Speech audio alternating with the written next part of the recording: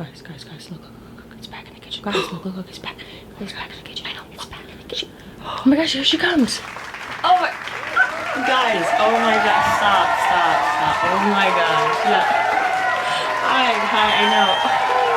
All right, come on, guys, come on, stop. It's cool, stop. No, hey, I see you. Oh my, guys, come on, let's step. Come on. Let's get started, come on. Sit down.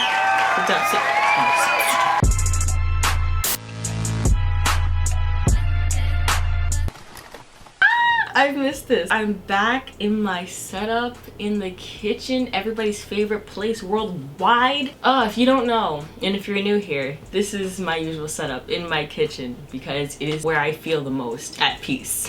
It's just, oh my gosh, our house is finally not upside down. All the furniture has finally been delivered. Everything makes sense and I'm just like, I can breathe, you know. Anyway, that has nothing to do with the video. What's up, guys? It is Ashley. Welcome back to my channel. And if you're new, hello, I'm Ashley Ann. I just go by Ashley. Welcome to my channel. But anyway, I just thought I would just chill, sit back, show you my flawless base routine, and talk a bit. I'm sorry that this video is coming out a day later than it should. It's supposed to come out on Thursday, but it's coming out on Friday. And I apologize for that. I had a lot of busy things to do. So anyway, let's just get right into it. Of course, this is entirely drugstore, entirely affordable. Quick little prelude, if you will. Your base is super duper important, so I recommend that you take extra time on your base and then go to your eyes, go to your lips, all that jazz. But your base is so important. It's such a critical element, critical part to your makeup. And if you haven't seen my blog post that came out on Wednesday, I actually show this routine, but I write it out. That way you can know what to do. In case you're a beginner and you need to go back to the basics, you know, check out my blog post. I will link that down below. All right, now let's get into the video. So everything I'm using is honestly the same. The only new product I used today is this brow pomade. I used the Maybelline Tattoo Studio Brow Pomade, and this is in the shade Black Brown, I believe. Yes, it is. I really like this. I originally went into Ulta trying to find the e.l.f. eyebrow kit because that's the one I typically use, but I couldn't find it. And then I chose this, which is more expensive, but it's really good. Like, look at my brows. Look at the precision, okay? The brush that it comes with is really good, and so I'm keeping it because it's a thinner brush so you can be more precise, and I really love it. It's really good. I will list all the products down below in the description box, but I'm also just going to say what they are, I guess. By the way, I'm in a new chair. It doesn't make noise this time. When I move in it, it doesn't make any noise. So I'm gonna be using the NYX Angel Veil primer. It's really crazy because I started to like this primer over time. I remember in previous videos, I was like, I don't really understand what this primer does.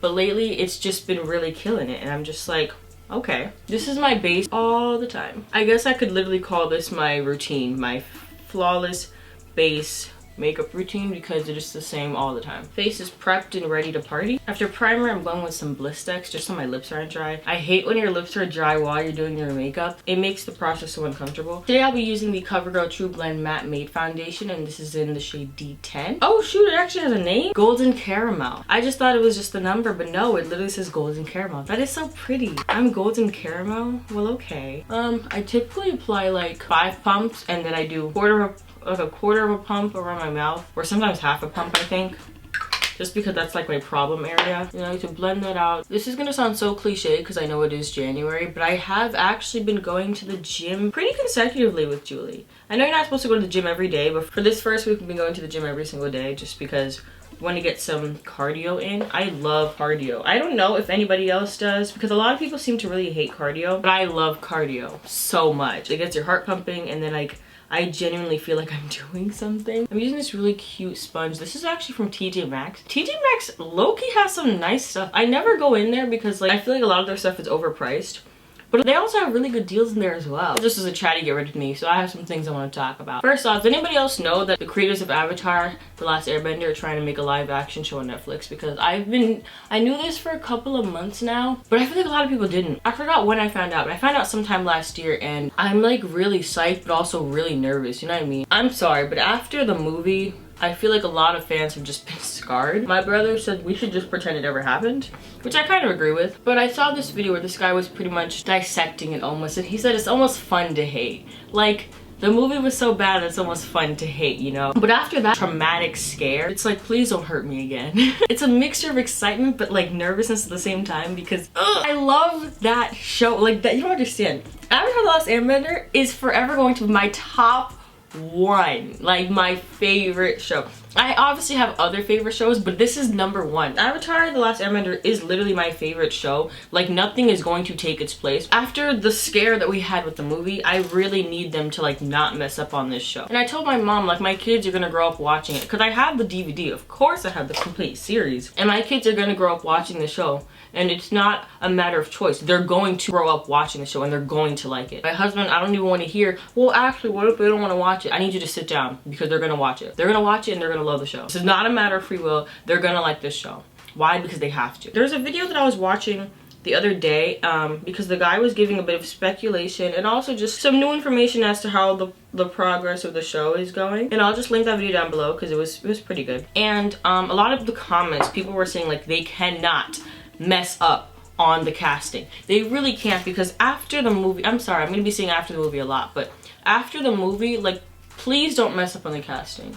Because I genuinely was hurt when I saw Katara and Sokka and then Zuko, and then they kept saying Aang, but that has nothing to do with the casting. Okay, I'm sorry. But no, like, the casting needs to be A1. We're not whitewashing the television show. We are going to try to make it accurate. I know some people are like, well, we don't technically really know, like, the race of the characters. You're right, but I think we can all agree that Katara and Sokka were definitely brown. Am I wrong? So please cast somebody who's brown. Somebody was like, if Zuko's not fine, then nothing really matters. And I'm sorry, but I agree. You know how as a kid you can have a crush on a cartoon? Like, Zuko was that for me. I love Zuko. And some people are like, well, he's bad, blah, blah. Leave me alone. I said what I said. I like Zuko. And while we're on the topic of Avatar, I'm sorry, if this whole video ends up being about Avatar, I really apologize, but I'm a nerd for that. Why do people keep trying to ship Zuko and Katara? Like, no. I like Zuko and May, and I know a lot of people might disagree with me on that, but look, fight me, okay? This is the thing, some people said they were toxic. Was Zuko May toxic? Well, May was quite dull, I agree, and Zuko was always angry, and some people say that's not a very healthy relationship. Perhaps it isn't. Some people are like, Katara and Zuko could balance each other out. But I honestly think, like, if Katara and Zuko were together, I really think they'd get on each other's nerves. Like, without a doubt, I don't think there'd be much peace because I really think they would get on each other's nerves. Because Katara does not like pessimistic people. If we're gonna be talking about toxic people, right? Or just like unhealthy relationships, Zuko technically should not be in a relationship. From what we know from the show, Zuko really should not have been in a relationship because dude was so emotionally unstable. And I don't know, I just feel like you shouldn't be in a relationship if you are emotionally unstable. And some people are like, well, you know, a person can balance them out. But no, this person needs to fix themselves. I don't think it's healthy to go into a relationship emotionally unstable and put all your weight on your partner. You need to go seek help. I think first and foremost, you need to go seek help, work on you, and then maybe consider a relationship. I don't think it's right for you to bring all that into a relationship. Zuko's entire background, like, can we just unpack that just for a quick second? Zuko's entire background, oh, I didn't even say, oh my gosh, I'm so sorry. I'm using I was using the Makeup Revolution Conceal and Define Foundation. I used F13 to color correct under my eyes, and now I'm using F12 just to highlight and brighten. But Zuko's entire just background, all right, what he had to go through, his backstory is just so well written. I hate Azula. I just want to make that very clear. I hate her. But a lot of people are like, well, you have to understand her. And I mean, maybe you're right. There has been this video that keeps popping up my recommended, and I think it's called like the psychology of Azula, and I just haven't been watching it because I really hate her, but I think I'm actually gonna watch it. I might just actually watch it because maybe I just need to understand her better, because sis definitely needed help too. She was not in the right state of mind. She was not healthy.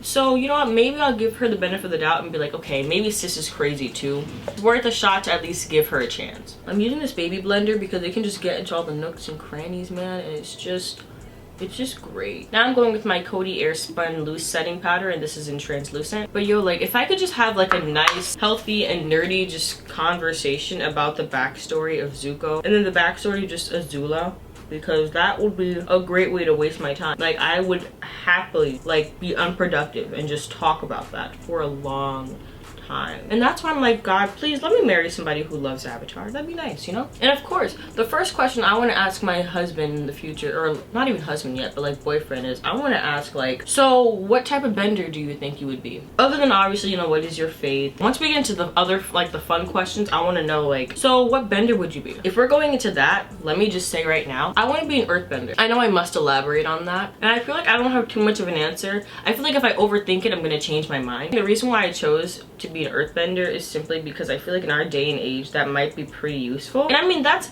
definitely debatable because I think all of the elements can be useful in this generation, because with earthbending comes metal bending as well. And if I'm in a sticky situation, I just feel like metal bending would be really great. All right, so this whole video is really just me talking about Avatar, but I have a question. All right, so do you remember in that one episode, like that one scene when Toph, I think this was the 3rd season, when Toph and Katara got in a bit of trouble and they were like in, I think they were like in a wooden, were they in a wooden cell or metal? And you know how they were able to get out because Katara was able to use her sweat to like water bend them out of there. They say you can only like bend that element if it's around you.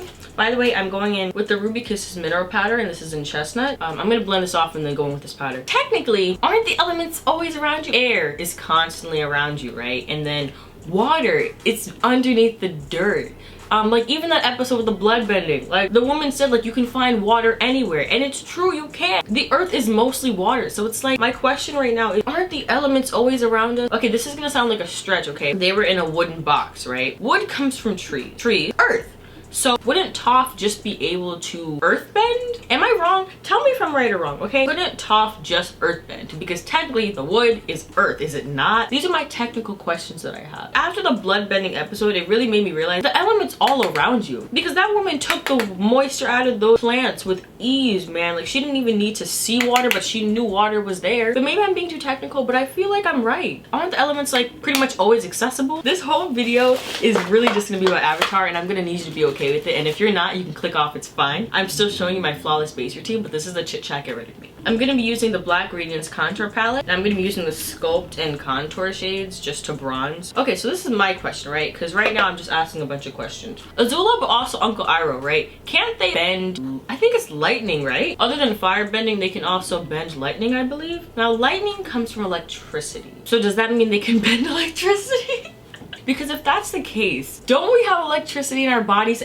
Wasn't there like an episode where like Iroh said you can like direct the lightning through your core? I don't know, okay? Maybe I'm making things up. But my thing is, would firebenders be able to bend electricity? Because if they can, then that means that is accessible at all times, because there's electricity inside of our bodies, right? I'm just trying to say, doesn't that technically mean that all of the elements are around us regardless of our location almost? If I'm just in my kitchen, right? And I know I have tile floors, underneath my home is dirt.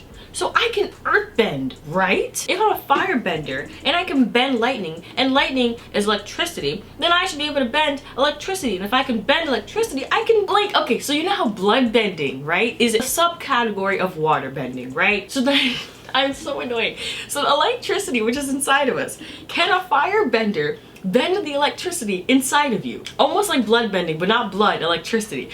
I know this sounds dumb. I know this sounds dumb. Please don't clown me. But these are the questions that I have. I definitely have an obsession with the show and I need to calm down. I would be so hurt if whoever I marry is like, I don't really care about that show. I would cry. I'd get over it, but then I'd make them watch it and I'd make them fall in love with it. But these are my questions. Thank you for coming to my TED Talk. I'm gonna blend out my bronzer now because this video is gonna be forever long if I don't. I'm not really much of a contour person. I really like bronzing. Contouring I really do for special events if I wanna look snatched. But if this is just sort of like an everyday sort of soft beat, I'm not contouring because I just don't care. If I continue to go to the gym, I'll be snatched naturally. Alright, right now I'm just trying to snatch my nose real quick. And I just use the same combination. I go in with the contour and bronzer. Oh, by the way, January, although it is moving rather slow, I'm very excited for you to see my videos in February because those are about to be fire. Let me not say that before I jinx myself and they end up being trash. This whole video, I've decided this entire video is just gonna be about Avatar because I have way too much to talk about and I have way too many questions. I just want to first off say, I dropped my glue. That's not what I wanted to say. A lot of people say that Legend of Korra was absolute garbage. I don't think it was garbage, but it definitely wasn't as great as Avatar, right? Now my thing is, what made Korra so bad, right? Not because she's a woman. I really like the fact that she was a woman. I was like, yes, girl power. Korra made a lot of mistakes. Aang made a lot of mistakes as well. But the difference is that Aang made mistakes that more so affected like him, maybe his friendship. But like Korra made mistakes that affected all of mankind. And that's where I'm scared. By the way, I'm using the Wet n Wild Color Icon Blush, and this is in Mellow Wine. If anything, I was very excited when Legend of Korra was first coming out, because I was like, finally, we get a woman, a strong, independent woman. But first off, Korra had like, she was so prideful. Why did she have anger issues, and why was she prideful? And I mean, let me slow down, you know, we gotta look at her backstory, maybe perhaps that's why. I'm not gonna lie, I barely remember anything about Korra. I barely remember the show itself. And that's because I only watched Legend of Korra once. When the show aired, I watched it, and then when they took it off of TV, I continued watching it on Nickelodeon's website. So I finished the show, the entire show. I watched every single episode. But the thing is, I watched every single episode once. Avatar is something I watched a couple of times. Like, I rewatched the entire show a couple of times. So obviously it's better imprinted into my brain. I really tried to like Korra, and I feel like they were trying so hard to give her the cool girl sort of characteristic, and it just came off really weird. Like, as a kid, I was like, oh my gosh, she is so cool. But no, she's not cool. She just had anger issues, and she was always impulsive. I'm not saying all this just because she's a woman. I don't want it to seem like I'm attacking another woman, but that was just a flaw that I noticed of her. And at the time, at my young age, I thought that, actually, when did Legend of Korra, hey Siri, when did Legend of Korra air? Oh, it came out in 2012, so I was 13. Obviously, 13, I'm at the age where I'm still trying to figure myself out, and so on, right? And I feel like that came out of a pretty unhealthy time for me, only because I thought, you know, being angry all the time and feeling like you constantly have to prove yourself, I thought that made you cool. I thought being angry and impulsive was cool. Like, yeah, Korra was tough, and that part is great, right? But I thought everything else was just cool, and I think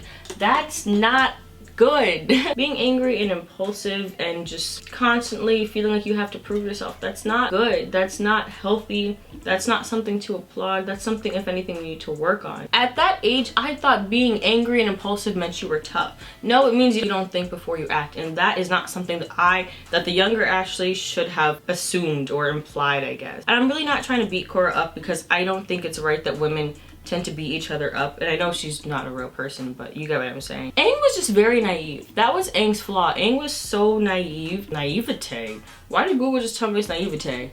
It's not naivety. I don't know. Point is, Aang's naivete, naivety, whichever. In some cases, you can be like, oh, that's so cute, that's so blah, blah, blah. In other cases, it's like, oh my gosh, Aang, what are you doing? As I got older, I realized that I wasn't too much of a fan of her character, because that shouldn't be what classifies a girl as cool. Being angry and impulsive and always wanting to pick a fight, you know? Like, that's not what should make a girl cool. That shouldn't really make anybody cool. These aren't characteristics that we should be applauding. So I don't even know where I was going with that. I literally lost my point from talking this whole time. All I know is I look really glowy. Wow, I look like a glazed donut. But anyway, I'm gonna stop talking about Legend of Korra, because I don't really care to continue talking about Legend of Korra. Avatar is where it's at. Forever my favorite show. I didn't even classify Legend of Korra as one of my favorite shows, but I do want to rewatch it. I want to rewatch it so I can make better points on it, because I feel like, because I've only watched it once, I can't really give a solid opinion of what I thought of the show. So I want to watch it again. I might actually buy the complete series. I'm gonna put some bronzer in my crease, because I like to put bronzer in my crease. But can we just talk about the fact that it's so cool that as a bender, you can have, like, there are subcategories to your bending ability. Like, that's so genius, bro. If I'm a water bender, I'm also blood bender. Not that blood bending's okay. I think blood bending is absolutely horrific, and it should not be applauded. The show didn't applaud it anyway. The show made it very clear that that's a very scary thing to do. But it's interesting because it's not even water bending anymore. It's just liquid bending. Okay, I have a question, right? Now that I'm saying that. Is water bending strictly just water, or is it liquid bending? Because if it's liquid bending, that would imply that you can, like, blend like lava, right? Well, is lava is considered liquid, right? Right? It can't be considered a solid because it's... But I think it's interesting how there are subcategories, like how if you're a firebender, You can bend lightning. And then if you're an earthbender, you can bend metal. Is there really a subcategory for airbending? Because some people are like, well, you can like bend the oxygen side of somebody. Yeah, I guess. Honestly, every time I take a quiz online of like what bender I am, it keeps saying I'm an airbender. And I think it's just because one of the questions it keeps asking me is what animal would I want to have? And obviously I want to have a flying bison. You think I want any other creature? What do the firebenders have? Like a mole, I think? Or is it an earthbender? The point is, all the other benders, their animals are lame. I'm sorry, but a flying bison? You really think I'm gonna choose anything else? I get a flying bison. I get an appa. And you think I want something else. Stop classifying me as an airbender. I'm not an airbender. I'm an earthbender, but I just want a flying bison. Can I please have the best of both worlds? All right, so now I'm just gonna set my face. This is the Morphe Continuous Setting Mist. Press that in. I like to press it in with a damp sponge. I feel like it makes the makeup look more skin-like and less powdery. I'm just gonna finish the rest of my base off camera and then I'll be right back.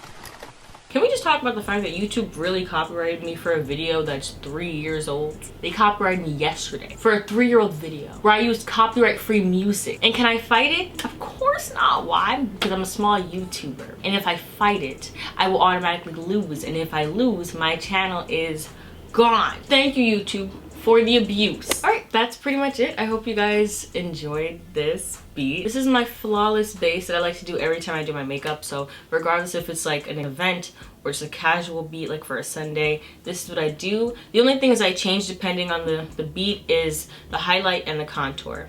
If it's an event, I do contour and stronger highlight. But if it's just like a casual soft glam beat, I go in with a soft highlight and just bronze. But I hope you guys really enjoyed it. Remember, everything is affordable and drugstore, and it'll be listed down below. I'm sorry that this video somehow got sabotaged with Avatar and me just talking about it the entire time. If you enjoyed it, cool. But if you didn't enjoy that, thank you for watching anyway, I guess. Also, I didn't even talk about my hair. I got box braids, and by got, I mean I did them. That's all I have to say. So I hope you guys really enjoyed this video, and if you did, you can like the video down below. Do not forget to subscribe, and also click the bell that's down below so you can actually be notified every time that I come out with a new video. I drop new videos every Tuesday and Thursday. This week was an exception. I'm sorry, I was busy, but the point is I still drop 2 videos a week, and if I can't, I usually have a pretty good excuse. But I will catch you guys next week on Tuesday. Peace, love, and unity. Deuces.